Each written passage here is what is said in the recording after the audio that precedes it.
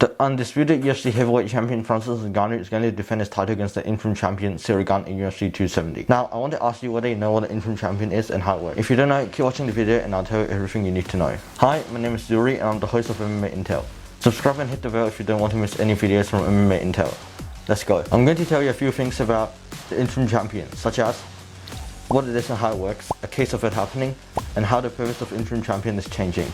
To put it simply, a fight for the interim champion happens when the champion of a particular weight in the division is temporarily unable to defend his championship because of medical, legal, and other reasons that are beyond the competitor's control. And when this happens, the promotion usually chooses two worthy fighters to fight for the interim belt in the same weight division. And when the original champion returns, they must defend their title against the new interim champion. And the winner of that fight becomes the undisputed champion and the interim champion title disappears. However, the interim champion title is still in their record.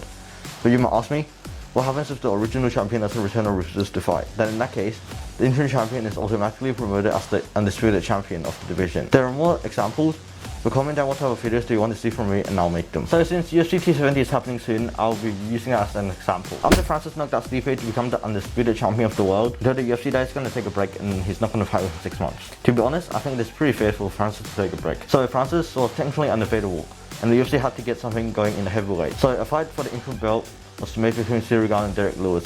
Spoiler alert, Ciryl Gane won the fight for knockout, so he's going to fight Francis in UFC 270, as I mentioned before. There was something before where Francis was supposed to fight John Jones or whatever, however that's for another video. If you want to see more examples of it, Israel Adesanya, who is my favorite fighter, fought for the interim champion against Calvin Gastelum because Robert Whittaker was injured and couldn't fight at the time.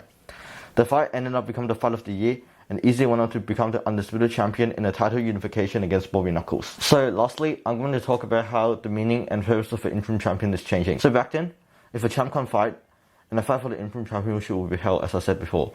But now in some cases, even if the champion is available to fight, the interim champion fight will still be held as an elimination fight to decide who's going to fight the champ next. This usually happens in boxing and not so much in MMA.